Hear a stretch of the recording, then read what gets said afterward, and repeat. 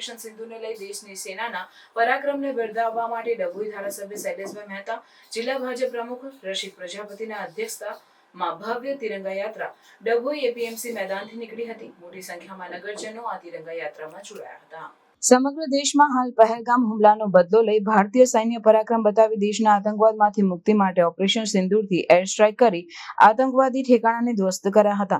આ પરાક્રમને બિરદાવતા હેતુ દેશભરમાં તિરંગા યાત્રાનું આયોજન કરવામાં આવ્યું છે। ત્યારે ડભોઈ ખાતે પણ ધારાસભ્ય શૈલેષભાઈ મહેતા અને જિલ્લા ભાજપ પ્રમુખ રસિક પ્રજાપતિની અધ્યક્ષતામાં તિરંગા યાત્રા ડભોઈના એપીએમસી મેદાન ખાતેથી નીકળી વડોદરી ભાગોળ ટાવર પહોંચી પૂર્ણ થઈ હતી। આ પ્રસંગે જિલ્લા ગોપાલભાઈ રબારીમાંથી તેમજ ડભોઈ નગરપાલિકા પ્રમુખ બિરેન શાહ, शहर प्रमुख दीक्षित दवे, शशिकांत पटेल, वकील अश्विन पटेल, डॉक्टर बीजे ब्रह्मभट्ट, नरेंद्र भाई रोहित सहित आगेवानो मोटी संख्या में तिरंगा यात्रा में जोड़ाया था। भारत माता की जय।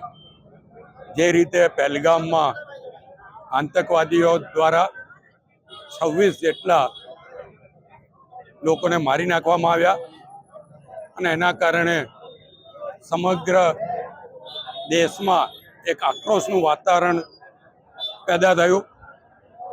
मारती वखते एक बहन ने आतंकवादीए કહ્યું હતું કે जाके मोदी को बता देना અને બરાબર 15 દિવસ પછી આપણી સેનાએ પાકિસ્તાનમાં ઘૂસીને આતંકવાદીઓના અડ્ડાને નેસ્તનાબૂદ કર્યા। 100 જેટલા આતંકવાદીઓનો સફાયો કર્યો।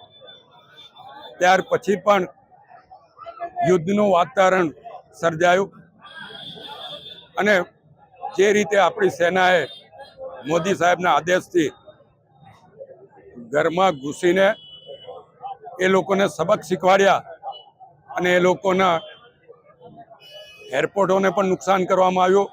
જ્યાં જ્યાં આતંકવાદીઓને શરણ આપવામાં આવ્યું હતું ત્યાં સમગ્ર ઠેકાણે બોમ્બ બાઇન્ડિંગ કરીને એમના અડ્ડાઓનો નાશ કરવામાં આવ્યો અને દેશ પાકિસ્તાને ઘૂંટણીએ પડવાની ફરજ પડી। અને જ્યારે આજે આખો દેશ મોદી સાહેબ પર, સરકાર પર અને દેશની ત્રણેય સેનાઓ પર ગર્વ અનુભવી રહી છે, એના ટેકામાં ઠેર ઠેર તિરંગા યાત્રા યોજાઈ રહી છે।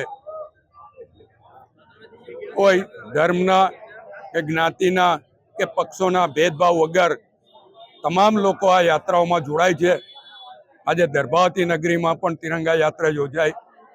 મોટી સંખ્યામાં લોકો આ યાત્રામાં જોડાયા અને આ યાત્રામાં હિન્દુ, મુસ્લિમ સહિત તમામ લોકો એક સાથે તિરંગા ઝંડાની નીચે આ યાત્રામાં જોડાયા।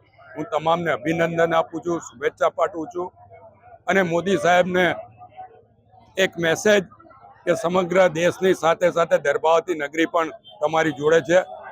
આ તિરંગા યાત્રામાં ખાસ અમારા જિલ્લાના નવનિયુક્ત પ્રમુખ રસિકભાઈ પ્રજાપતિ પણ જોડાયા છે, સાથે નગરપાલિકાના પ્રમુખ, નગરના ભાજપા પ્રમુખ, તાલુકાના ભાજપા પ્રમુખ, જિલ્લાના મહામંત્રી સહિત ભારતીય જનતા પક્ષના આગેવાનો અને ચૂંટાયેલા પ્રતિનિધિઓ તેમજ તમામ સંપ્રદાયના લોકો પણ જોડાયા।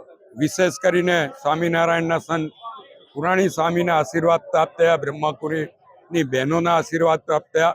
આ તમામને હું આભાર પણ માનું છું અને અભિનંદન પણ આપું છું।